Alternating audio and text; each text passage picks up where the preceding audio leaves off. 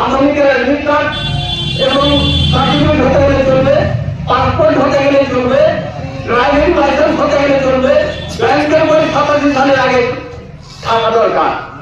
অনেক কিছুই বলবেন, এখন বর্তমানে যা দেখছি তাতে তিনি একটাও কোনো কাজে করেন না, সব বাদ।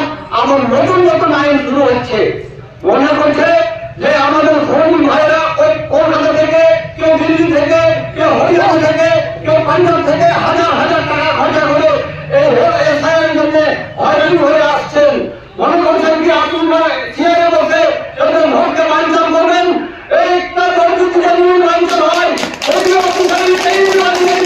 আপনি মনে রাখবেন, খেটে খাওয়া মানুষ, গরিব মানুষ দূর দূরান্ত থেকে কাগজ নিয়ে আসছে নিজের ভোট বাঁচাতে।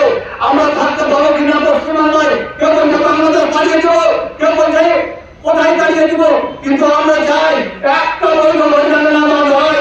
আমরা দেখবো ফাইনালিস্ট যদি বাইর হবে, একটা ভোট যদি মিডিয়া সাহেব একটা ভোট যদি বার হয়, তাহলে এই মিডিয়া অফিসে বৃহত্তর আন্দোলন হবে এবং এই মিডিয়া অফিসে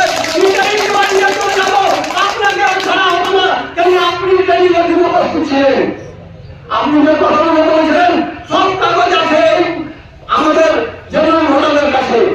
আজকে দেখছি সেই কাগজগুলো বাদ।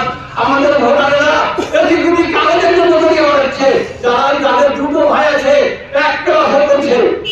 এক ভাই মাধ্যমিক পরীক্ষায় পাস হয়ে গেছে, এক ভাই ফেল করে গেছে। যে ভাইটা পাস করলো সেই ভাইটা হলো ভারতের নাগরিক, আর যে ভাইটা ফেল করলো সে ভারতের নাগরিক নাই। আপনাকে লজ্জা করা উচিত। একই মায়ের বয়স থেকে দুজন ভাই হয়েছে।